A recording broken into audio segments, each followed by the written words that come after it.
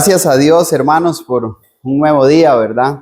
Gracias a Dios por la salud y gracias a Dios por la oportunidad de poder estar una semana más, iniciar una semana más, como dicen, con el pie derecho, con salud y con la oportunidad de reunirnos, tener comunión unos con otros y adorar a nuestro Padre Celestial en espíritu y en verdad. Muchos desearían estar acá y tal vez por condiciones de salud, situaciones económicas, en fin, no pueden. Y hoy nosotros tenemos este privilegio de estar aquí y es una bendición para cada uno de nosotros. Déjeme decir felicidades a nuestros hermanos, ¿verdad? Que se unieron en matrimonio, o que Dios los unió en matrimonio, según Génesis capítulo 2, verso 24. Y es mi oración, hermanos, Roy, Andrea, que sean una fuente de bendición para esta congregación como familia. Y pues la hermana Giselle debe de estar muy contenta, ¿verdad? Ahí vimos algunas fotos muy bellas, tuvo ese matrimonio, ¿verdad? O esa ceremonia que ahí pudimos ver unas fotitos y gracias a Dios que les dio esa oportunidad. Como dice el Señor, lo que Dios une, Mateo 19, no lo separe, ¿verdad? No lo separe el hombre. Que la conducta y la forma de vivir de ustedes sea irreprensible delante de Dios y ese ministerio, hermano, que Dios le ha dado, ante la presencia del Señor, usted lo va a pasar con éxito porque usted es un gran siervo de Dios. Y Sharon, ¿verdad? Hoy nos acompaña Sharon. Gracias por estar acá. Es la hermana de nuestra hermana April y gracias a Dios que está aquí, ¿verdad? Trabaja mucho ella, no tiene a veces el tiempo que tal vez usted y yo tenemos, pero gracias a Dios que está aquí, así como Tavo, ¿verdad? Y Don Jera que nos acompañan en esta mañana. Qué privilegio estar aquí juntos, reunidos para adorar el nombre de Dios. Estamos estudiando las declaraciones de Jesús. Ese es nuestro tema, ¿verdad? Y pues una declaración es una afirmación. Cuando usted declara algo es porque usted tiene que tener las pruebas, ¿verdad? Suficientes para probar lo que usted está diciendo. Por eso vamos a decirlo en un contexto, bajo el mismo contexto de esta carta, cuando Juan dice que se puede juzgar, debe de ser con justo juicio. Juan capítulo 7, verso 29. Esto es, pruebe que lo que usted está declarando con evidencias, ¿verdad? Por eso también nuestro Señor Jesucristo dice, primero usted quítese esa viga, ¿verdad? Que está en su propio ojo para que usted pueda ver bien. Entonces así usted puede decirle a otro. Uno no va a decir algo que uno no vive. Y pues Jesús fue enfático, hermanos, con eso. Lo que él decía, se hacía. Lo que él decía era el cumplimiento de las profecías del Antiguo Testamento. Y al hablar de declaraciones, hay varias declaraciones que nosotros encontramos únicamente en el relato del Evangelio según Juan. Está en Juan capítulo 4, verso 26, yo soy el que habla contigo, en esa conversación que tuvo con la mujer samaritana y ella le decía, bueno, nosotros sabemos que ha de venir el Mesías. ¡Pum! De una vez, Juan 4:26, yo soy el que habla contigo. Usted está hablando con el Mesías prometido, con el Hijo de Dios, el Hijo del Hombre, el cumplimiento de las profecías. Yo soy el pan de vida, Juan capítulo 6, verso 48, ese pan que descendió del cielo. Juan capítulo 8, verso 12, así como Juan 9:5, yo soy la luz del mundo. Y ese pues lo vimos la semana anterior, ¿verdad? Esa declaración. Podemos decir, conectar también, yo soy la luz del mundo con el Salmo 27:1. Jehová es mi luz y mi salvación. ¿Qué temeré lo que me pueda hacer el hombre. En este mismo capítulo 8, en versículo 48, antes que Abraham fuese, yo soy. Ya el Señor estaba antes que Abraham, a quien ellos lo tenían como el padre de la fe, ¿verdad? Alguien de alta estima para el pueblo de Dios. Vimos en la clase anterior, también el domingo pasado, que ahí está grabada, en este mismo capítulo 10, yo soy a la puerta, ¿verdad? Juan capítulo 10, y yo soy el buen pastor, Juan capítulo 10, versos 11 y 14. Y eso pues lo vamos a conectar también con el Salmo 23, 1, ¿verdad? El Señor es mi pastor, nada me ha de faltar. Juan capítulo 10, verso 30, yo y el Padre uno somos. En este sermón de esta mañana voy a conectar un poquito eso en alguna parte también. Juan capítulo 11, verso 26, yo soy la resurrección y la vida. Juan capítulo 14, ¿verdad? Verso 6, yo soy el camino y la verdad y la vida, y nadie va a ir al Padre si no es por mí. Juan capítulo 15, ¿verdad? Yo soy la vid verdadera. El que está en mí, ¿verdad? Y permanece en mí, llevará mucho fruto. Y así seréis verdaderamente, pues, mis discípulos. Y hoy nos vamos a ocupar únicamente en una, hermanos. Yo soy el buen pastor. Y vamos a ver varios aspectos con respecto a esto, hermanos. Vamos a ver qué nos enseña la Biblia con respecto a esta declaración que nuestro Señor Jesucristo hizo. Yo soy el buen pastor. En primer lugar, lo vamos a ver por la identidad de Él. En segundo lugar, lo vamos a ver de que Jesús es el buen pastor por su relación, la relación que Él tiene con los que Él conoce, con sus discípulos, con su pueblo, con su iglesia. Vamos a ver la protección que este buen pastor tiene, hermanos, o ofrece para con su pueblo. Vamos a ver la unificación, cómo Él nos ha llamado, ¿verdad? Para estar unidos, y que en Él no hayan acepción de personas, según Romanos 2:11. Y vamos a ver que Él es el buen pastor por su providencia. Así que en primer lugar, la Biblia nos enseña, hermanos, que Jesús es el buen pastor por su identidad. Si usted ve en esa declaración, en el capítulo 10 del relato del Evangelio según Juan, versículo 11 y 14, Él lo afirma dos veces. Yo soy el buen pastor. Y cuando digo o me refiero a la identidad, hermanos, me estoy refiriendo a esas características que lo distinguen a Él. Y Él ya lo venía probando, hermanos. Desde el capítulo 1, Juan viene probando la identidad de nuestro Señor y Salvador Jesucristo. Y por eso es importante, hermanos, resaltar y recordar por qué se escribe este relato. Este relato se escribe para que nosotros creamos que Jesús es el Hijo de Dios y para que creyendo tengamos vida en su nombre.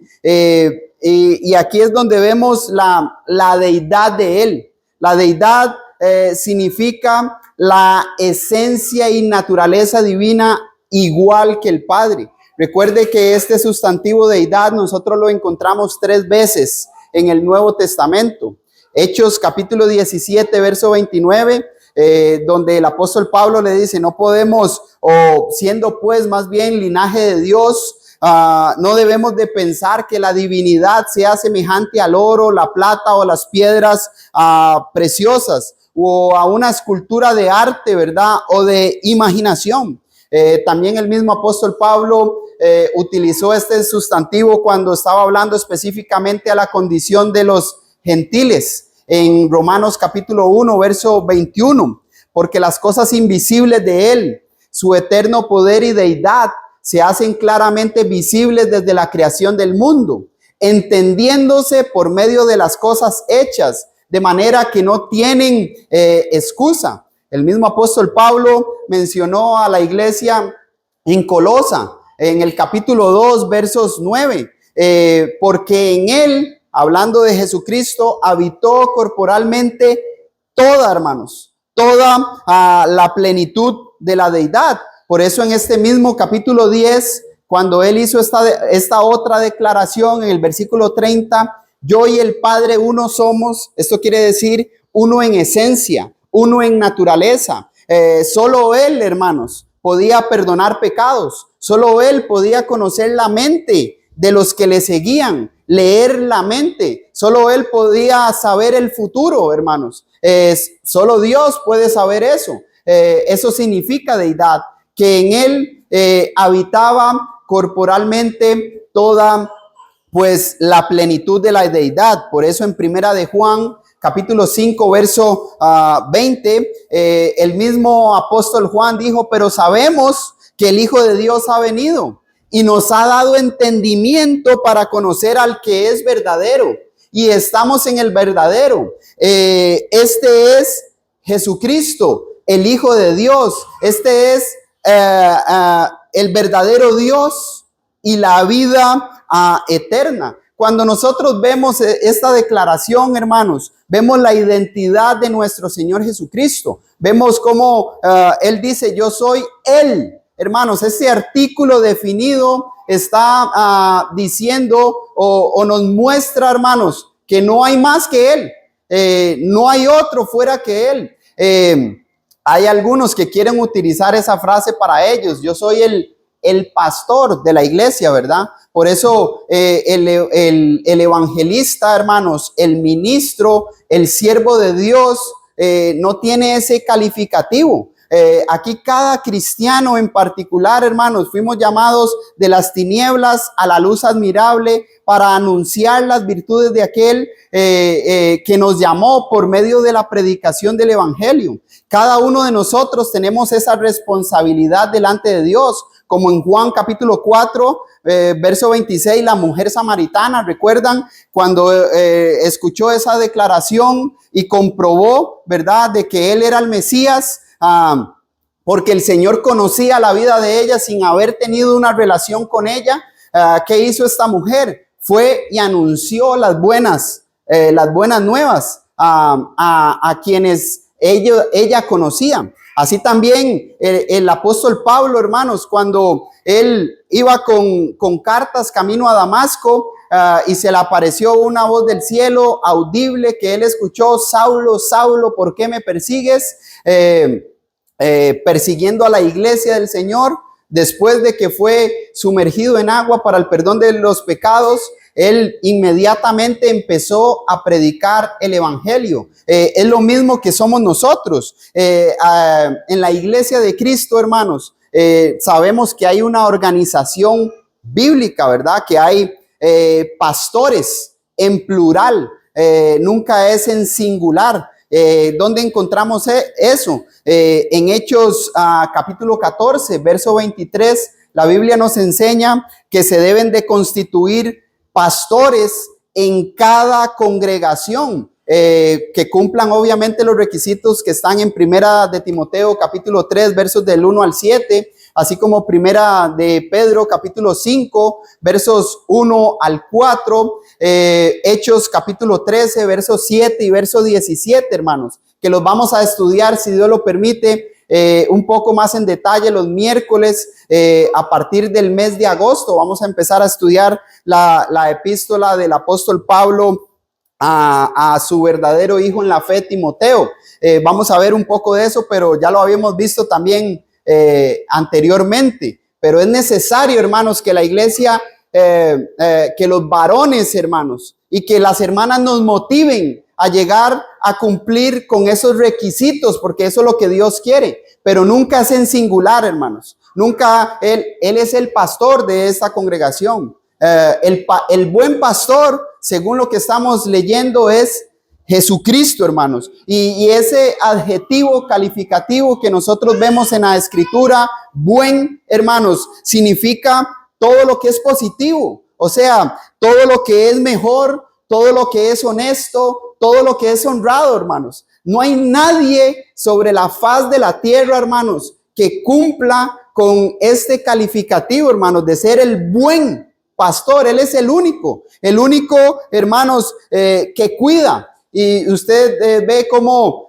nuestro Señor Jesucristo utilizó esta metáfora, ¿verdad? Refiriéndose a Él para decir, todos los que dicen ser, no lo son. Yo soy el único, hermano. Yo soy el cumplimiento de las profecías. Yo establecí este mundo con el Padre y con el Espíritu Santo. Yo estaba antes de que todas las cosas existieran.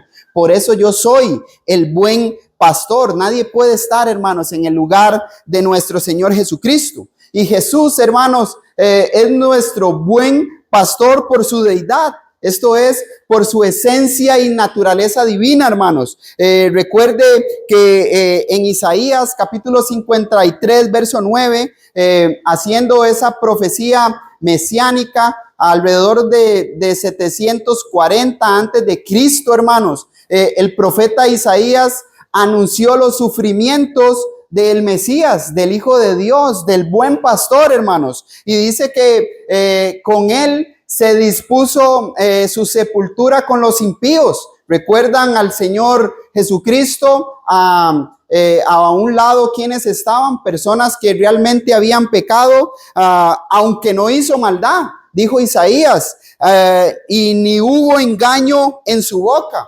Algo que después Pedro, entre el año 64 después de Cristo, en primera de Pedro capítulo 2 verso 2, refiriéndose a Jesucristo, dice que en el cual no hay, hermanos, no hizo pecado, ni hubo engaño en su boca. Primera de Juan capítulo 3 verso 5, el mismo apóstol Juan dice, y sabéis que él apareció para quitar nuestros pecados y no hay pecado en él. Hebreos capítulo 4 también verso 15. Pero sabemos que este sumo sacerdote que no puede compadecerse de nuestras debilidades, sino que uno que fue tentado, hermanos, como usted y como yo en todo, pero dice, no hizo pecado, hermanos. Él es el buen pastor, hermanos, por su identidad. Esto es por su deidad, porque él nunca pecó, hermanos. Cuando le maldecían, él no respondía con maldición. Cuando lo injuriaban, él encomendaba la causa a quien juzga con justicia, el cual es Dios. Y por eso, hermanos, es que cuando él aparezca, dice primera de Pedro capítulo 5 verso 4, cuando aparezca el príncipe, hermanos, de los pastores, vosotros recibiréis la corona incorruptible. Él es el príncipe, hermanos. Él es el buen pastor. No hay nadie que pueda estar en el lugar de nuestro Señor Jesucristo. No hay nadie que pueda ser tan sublime como lo Él es. No hay nadie que pueda decir, no he pecado delante de Dios. Eclesiastés capítulo 7, hermanos. Todos hemos pecado. Romanos capítulo 3, versos 9 y 10 y Romanos 3, 23. Mas cuanto todos pecaron y están destituidos de la gloria de Dios, todos, hermanos, judíos y gentiles, hemos pecado delante de Dios. Aún, hermanos, conociendo de nuestro Señor, pecamos. Primera de Juan capítulo 1 dice que si nosotros no pecáramos o dijéramos que no pecáramos, le hacemos a él mentiroso y su palabra, hermanos, no está en nosotros. Por eso, hermanos, cuando nosotros ponemos a Jesús en el lugar que él merece, si usted no lo quiere poner, pues allá usted, él siempre va a seguir estando en ese lugar, si usted lo reconoce o no lo reconoce. Pero yo, si lo pongo ahí, hermanos, a mí nada me va a impedir el cumplir sus mandamientos. Por eso Juan capítulo 14 verso 15 dice, si me aman, guardaréis mis mandamientos. Pero si no, hermanos, como dice Lucas 6:46, Él nos va a decir, ¿por qué me llamáis Señor, Señor, y no hacéis lo que yo os mando? Cuando lo tenemos a Él en el lugar que Él debe de estar en mi corazón, hermanos, en mi vida, yo no voy a poner pretextos. Él dice, congrégueme, me voy a congregar. Háblele a otros de Cristo, háblele a otros de mí, yo lo voy a hacer. Siempre, sea valiente, sea esforzado, esfuérzate, sé diligente, esté pronto, ore. Yo no voy a poner pretextos, hermanos. Yo voy a hacer porque Él está en el lugar que merece en mi corazón, hermanos, en mi vida, en toda mi manera, pues, de vivir. Entonces, hermanos, Jesús es el buen pastor por su identidad, y esa identidad es que Él es el Hijo de Dios, el Salvador del mundo, el cumplimiento de las profecías. Y vamos a ver que Jesús es el buen pastor, en segundo lugar, por su relación, hermanos. Dice Juan capítulo 10, verso 14, yo soy el buen pastor y conozco mis ovejas y las mías me conocen. Entonces esa relación, hermanos, es la conexión íntima que el buen pastor, que es nuestro Señor Jesucristo, tiene con sus ovejas. Jesús, hermano, conoce a sus ovejas. El verbo conocer significa no solo que sabe cómo somos, que sabe lo que hay en nuestros corazones, sino que también nos comprende, sino que también nos entiende, porque Él, recuerden en Filipenses capítulo 2, verso 5, Él no estimó la forma de ser igual a Dios como cosa a que aferrarse, sino que se despojó y tomando la forma de siervo se humilló, hermanos. Él estuvo en la condición que usted y yo estamos, en esta carne, hermanos. Él vivió en esta carne, pero vimos en Hebreos capítulo 4 que Él no pecó. Vimos en Primera de Pedro capítulo 2 verso 22 que en Él no hubo engaño. Vimos en Isaías capítulo 53 verso 9 que Él no mintió, que no hubo engaño, hermanos, en su boca, en sus pensamientos. Él sabe, hermanos, Él sabe lo más profundo que hay en nosotros. Esto mismo le dijo el apóstol a Pablo a Timoteo en 2 de Timoteo 2:19, pero el fundamento de Dios está firme. Y dice el texto, teniendo este sello. ¿Cuál es ese sello? Conoce el Señor a los que son suyos, hermanos, y apártese de iniquidad todo aquel que invoca el nombre del Señor. Jesús sabe, hermanos, qué clase de oveja es usted. Jesús sabe qué clase de oveja soy yo. Si usted ve, hermanos, en el Antiguo Testamento, al conocer, hermanos, al ver esa relación que hay, nosotros podemos verlo en el Antiguo Testamento y en el Nuevo Testamento, la relación y la paciencia. Esa relación también implica la paciencia, hermanos, que tiene nuestro Señor y Salvador Jesucristo.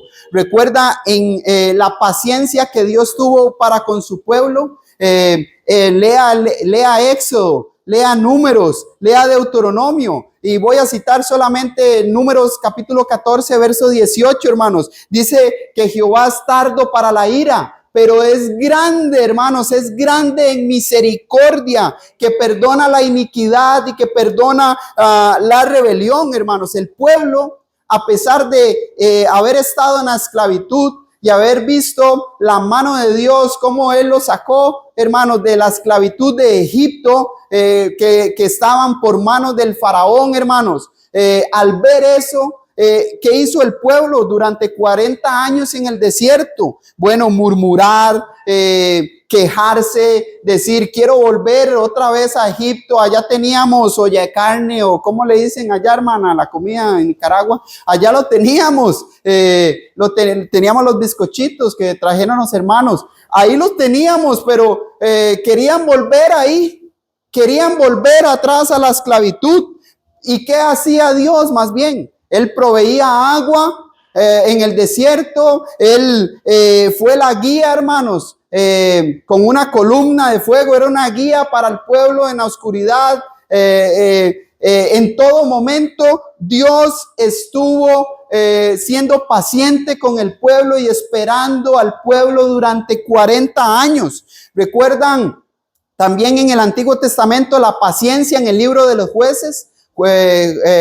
Dice que había un ciclo repetitivo, hermanos. El pueblo pecaba, entonces el pueblo clamaba a Dios. Entonces Dios levantaba un libertador y los quitaba, ¿verdad? Les quitaba su pecado, los restauraba. Esto los volvía en la relación original que Dios tenía con su pueblo, y el pueblo volvía a pecar, volvían a clamar a Dios. Dios le levantaba un libertador, hermanos, y los quitaba, hermanos, de su opresión, pero era un ciclo continuo que estaba el pueblo, hermanos. Pero Dios fue paciente, porque Dios demuestra la constante disposición de perdonar y de restaurar el alma, hermanos, de no querer que nadie se pierda. En el Nuevo Testamento usted ve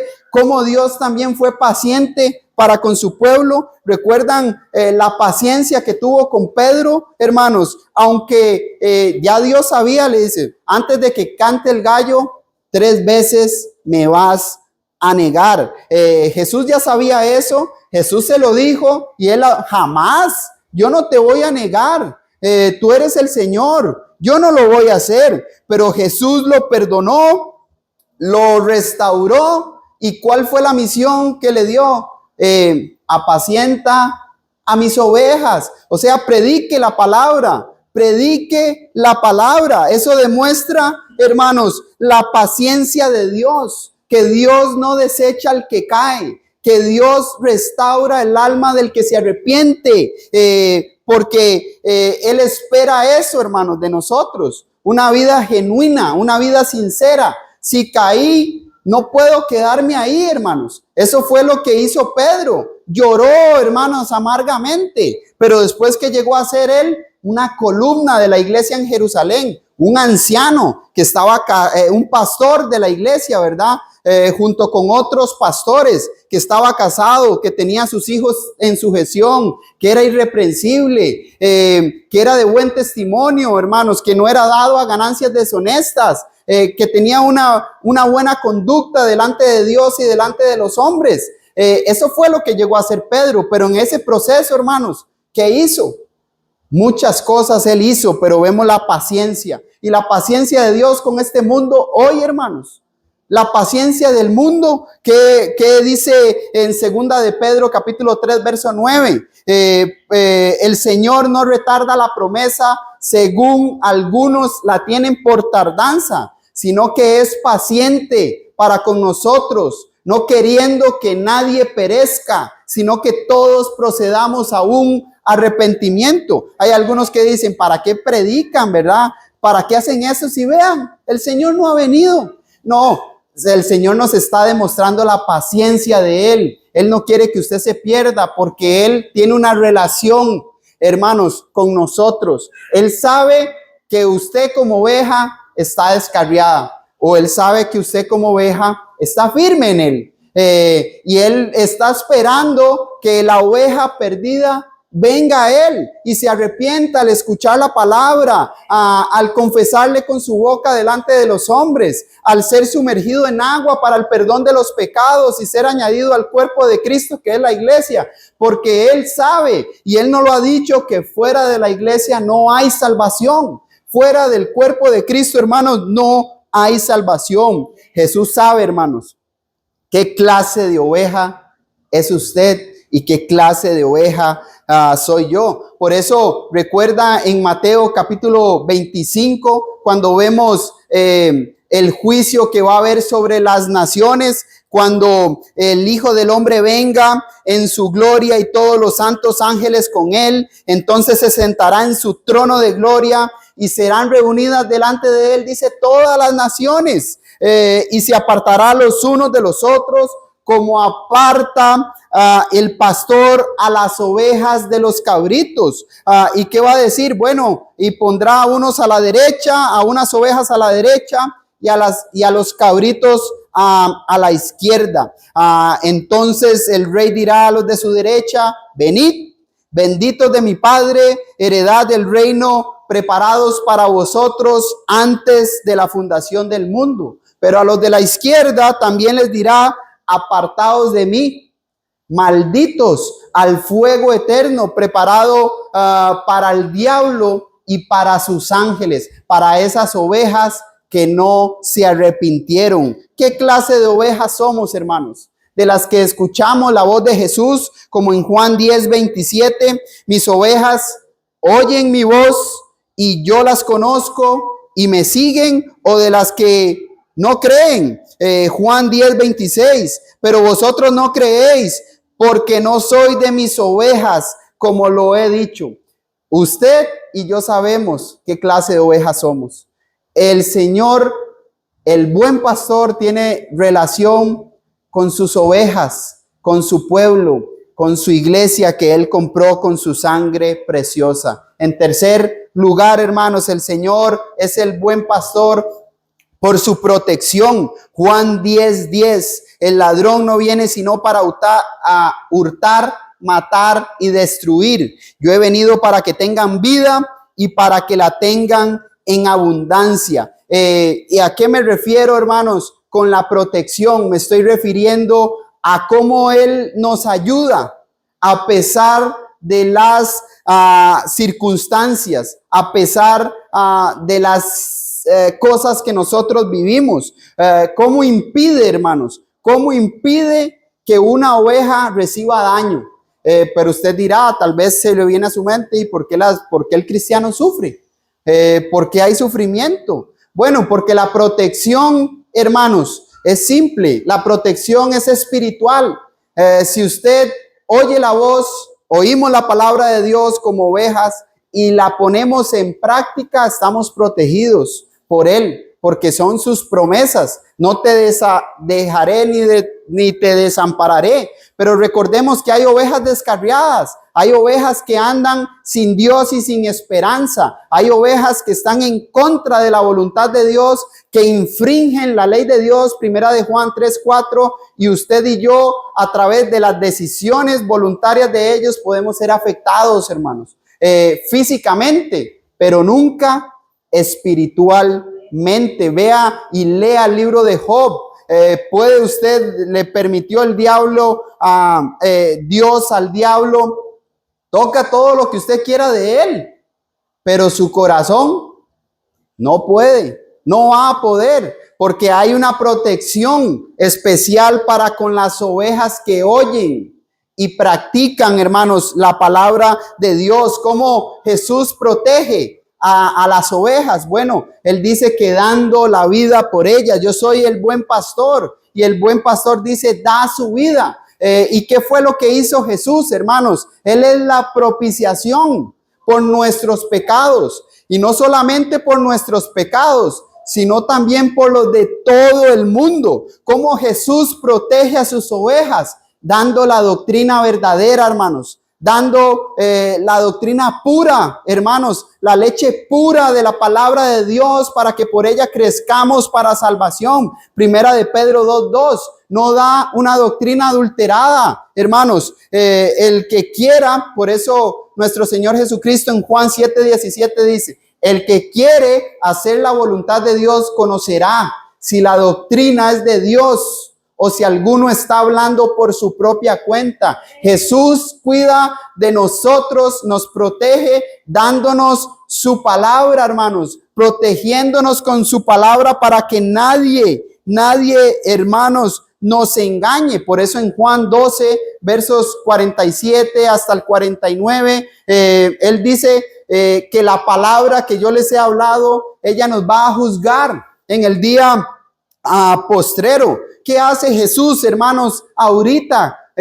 Primera de Juan, capítulo 2, verso 1, dice que abogado tenemos para con el Padre. ¿Cómo nos protege? Abogando, hermanos, delante de nuestro Padre Celestial por nuestras almas. ¿Qué más hace, hermanos? Si usted lee Primera de Timoteo 2, 6 y 7, porque hay un solo mediador entre Dios y los hombres, Jesucristo hombre. Pero la doctrina, hay otras doctrinas que dicen que hay otros que interceden.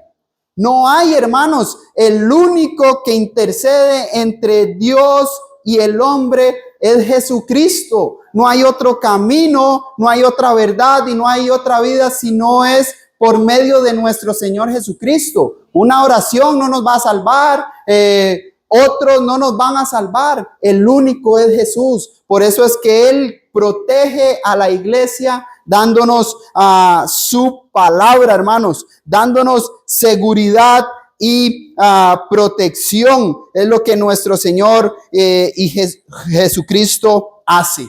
Él es el buen pastor, hermanos, porque Él protege, hermanos, a sus ovejas. Él protege a su iglesia. En cuarto lugar, la Biblia nos enseña que Él es el buen pastor por la unificación.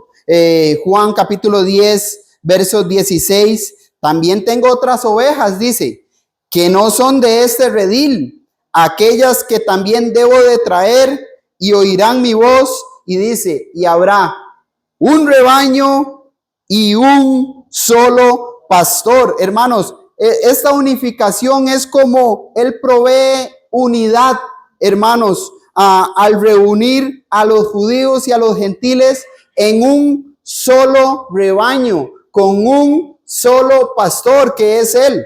Hay algo importante que mencionar acá. Algunos mencionan, hermanos, o utilizan ese texto para decir, bueno, vea cómo hay otras ovejas que no son de este redil, entonces son todas las denominaciones, ¿verdad?, que hay en el mundo, los católicos, los adventistas, los testigos de Jehová, y ponga ahí las más de 50,000 religiones que hay en el mundo. Entonces cada uno está adorando a Dios y Él nos va a reunir a todas y todos vamos a ser salvos.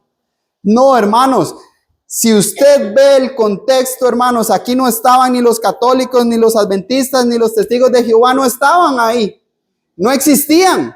¿Cuándo empezaron a existir? Después del establecimiento de la iglesia en Hechos capítulo 2, porque adulteraron la palabra, se fueron del mensaje de Dios, se fueron del evangelio y no están en Cristo, hermanos, porque cada quien han torcido la escritura, según segunda de Pedro 3:16, y la han torcido para su propia perdición. Entonces, ¿quiénes son esas ovejas perdidas, hermanos? Eran los gentiles, hermanos. Recuerde que el evangelio, que es el poder de Dios para la salvación a todo aquel que obedece, primeramente fue al judío, pero en Hechos capítulo 2, Hechos capítulo 10, hermanos, los gentiles. Por eso hasta Hechos capítulo 11, verso 26, a los discípulos, quienes se congregaban, quienes estaban enseñando a otros de Cristo, se les llamó cristianos por primera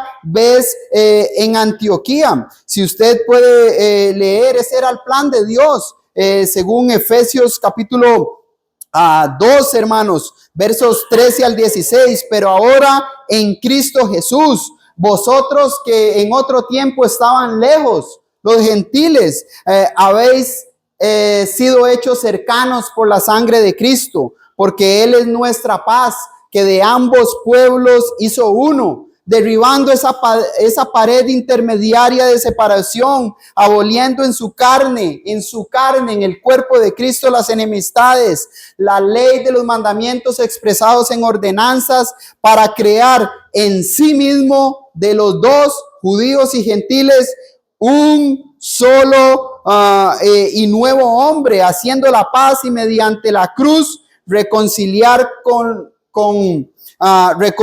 con Dios a ambos en un solo cuerpo. Y ese cuerpo, hermanos, es su iglesia. Hechos capítulo 20, verso 28, la iglesia que Él compró con su propia sangre, la iglesia de Cristo, que Romanos capítulo 16, verso 16 nos enseñan. Os saludan todas las iglesias de Cristo. La oración, hermanos, de Jesús en Juan capítulo 17, hermanos, es para que todos seamos uno. La pregunta es, si Jesús es el buen pastor y murió por el rebaño, ¿por qué pensamos que haciendo cosas diferentes estamos adorando a un Dios? Si Él me dijo que hay solo un rebaño y hay una fe. Efesios capítulo 4, verso 5. Solo hay un sistema de instrucción de Dios. No hay dos, no hay tres, hermanos. Entonces no podemos estar haciendo diferente pensando que estamos adorando a Dios, porque tenemos una instrucción. Esta es la que nosotros pues debemos de seguir. Todo lo que hacemos, sea de palabra o de hecho, hagámoslo todo en el nombre de nuestro Señor Jesucristo, dando gracias a Dios Padre por medio de Él. Jesús es el buen pastor, hermanos, por proveer unidad. ¿Y cómo Él proveyó unidad? A través de ese sacrificio que Él hizo.